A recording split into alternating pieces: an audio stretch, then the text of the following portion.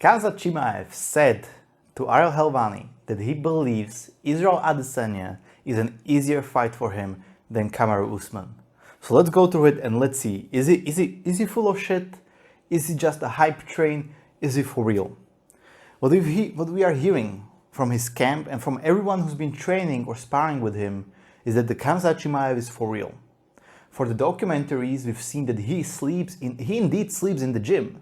You know, he was very poor as a young Swedish man, especially when they moved to Sweden, and that was basically his life. He slept in the gym and he worked out 2 to 3 times a day. Is it unbelievable? Because a lot of people like say shit like that, like, oh my god, I work out 7 times a day, I don't sleep at all, I sleep for 2 hours and I wake up and work out again, you know. We hear all of those kind of stories, but from Khamzat Chimaev, we've seen it's for real. However, the question is like, can it be translated to the ring? Because so far he dominated everyone and he absorbed only 2 significant strikes. Just think about it. He had 3 big matches in the UFC, big relatively, right? No, actually 4, I'm so sorry. 4, recently with Li Jingliang. And he only absorbed 2 significant matches. That speaks for itself. 2 significant strikes. That speaks for itself. However, he hasn't faced the top opposition yet. And the levels go much higher the better fighters you face. And he's gonna face Gilbert Burns, who is a high-level opponent. He fought for the title, he defeated Tyron Woodley, you know, he lost to Kamaru Usman, and he is a high-level grappler. He also can swing a lot because the way he took Tyron Woodley's head out, that was impressive, you know. He just outstriked Tyron Woodley, and Tyron Woodley was basically known for his striking and for his powerful right hand. And Gilbert Burns just dominated him, even though Tyron Woodley was heading towards the end of his career. However, if Khamzat Chimaev can defeat Gilbert Burns, then I think he has a very good chance to defeat Kamaru Usman. But Khamzat is a high-level grappler and wrestler. And high-level wrestlers and grapplers usually win the fights, no matter who they face, unless they face another high-level grappler and wrestler. Then their grappling and wrestling is cancelled out, and then they go to the striking, basically to the striking match. We've seen it twice between Colby and Kamaru, because they are both high-level wrestlers, and none of them is going to try to, risk it all for the takedown, where they can end up in a very bad position. So they basically they're just striking for the all 5 rounds in both of the matches. Colby landed only 1 takedown on Usman, and Usman didn't land any takedowns on Colby. So this is why wrestling is so dangerous, because unless you have such a high level of wrestling, it's almost impossible to defend it. Then people say and come out of the woodworks that Israel Adesanya has a great takedown defense, and Khamzat will not be able to take him down because no one else was able to take him down. Well, look at who Adesanya fought that was a high level grappler. Blachowicz took him down twice. Jan Blachowicz is a good grappler. Yeah, he has a black belt in jiu-jitsu under the Dean Lister, and that's a high level achievement. However, he was dominated by Glover Teixeira. So Jan Blachowicz is not. There are levels to the wrestling. He's very skilled, but he's not a high level striker or high level grappler. But it was in a weight division up, so you can make a case like he was just heavier and bigger, and it was a good tactic towards the end of the rounds. Then who else managed to take Adesanya down? Robert Whittaker. Robert Whittaker is not a wrestler. He's called Bobby Knuckles for a reason, not Bobby Wrestlers.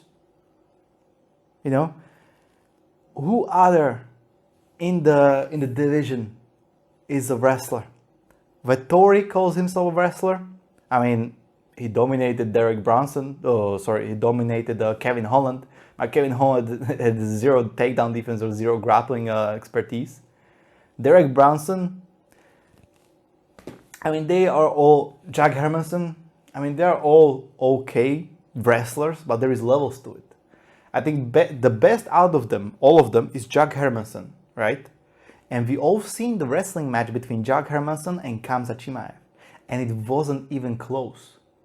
So there is not a high-level wrestler in the middleweight division. And even though everybody says that Adesanya's takedown defense is legit, is it legit enough to stop a high-level wrestler like Khamzat Chimaev or Kamaru Usman?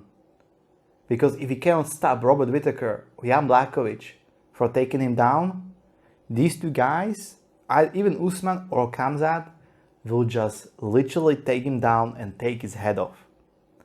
Unless Adesanya can just end the fight very quickly. He has a huge reach and he's a professional kickboxer. However, he never faced high-level wrestlers. And I've been saying for a long time that the wrestling is just overpowered. It's not fair. If you have a high-level wrestler of the likes of Khabib or Usman, it's like, how do you fight them? If you're a good striker, you cannot utilize your striking because there's always that fear of takedown, right? We've seen it with the Justin Gaethje. Justin Gaethje couldn't unleash on Khabib because there was always that fear of getting taken down his head. You only have to be a high-level wrestler as well if you want to fight another high-level wrestler. And then it shows who is a better striker, as we've seen with Usman and Colby 2 times. So if Chimaev says that Adesanya is easier fight for him than Usman, I believe him. Just out of the pure statistics of how the wrestlers do. Because we have to agree that the combination of striking and wrestling is the best combination a fighter can have in martial arts. And we've seen him also, Charles Oliveira, another great example. High-level grappler. Not a wrestler, but high-level grappler. And just that, he can use just that fear of grappling. He can always fall backwards to it if the striking exchanges are not going as well as he wants to. So I believe that Khamzat Chimaev has bigger chance of dominating middleweight division than he has of dominating welterweight division. And just by him staying in welterweight division, even though because it's easier to make weight for him, might not be the best option because I believe the welterweight division is much more well-rounded than middleweight division. In the middleweight division, we've seen a bunch of strikers, bunch of good solid fighters, but they are dominantly strikers. You know, Whittaker is a striker. Vettori has some grappling, but he's just tough as nails, tough as striker as well. He's one of those guys that just keeps coming forward. You know, Adesanya is a high-level striker. Brunson, kind of wrestler, but you know, his wrestling is very awkward. You can't really call him the high-level wrestler. Cannonier is a high-level striker. You know, now Alex Pereira is going to yet another striker. There is just too many strikers. You know, so I think that Khamzat Chimaev, if he packed up on some more muscle, he could dominate the middleweights. But he starts with the welterweight, and he said that his plan is to basically capture welterweight title and then move on the middleweight title, which makes sense because it will be all shown in this match against Gilbert Burns, because Gilbert Burns is a high-level grappler. If Khamzat can dominate Gilbert Burns, that will show his odds against Kamaru Usman. So what do you guys think? Is really Israel Adesanya that easy of a fight for Khamzat? Or are we just all blowing smoke and we'll all see, or we can only talk about this after he fights Gilbert Burns? Let me know down in the comments below, and I will see you next time.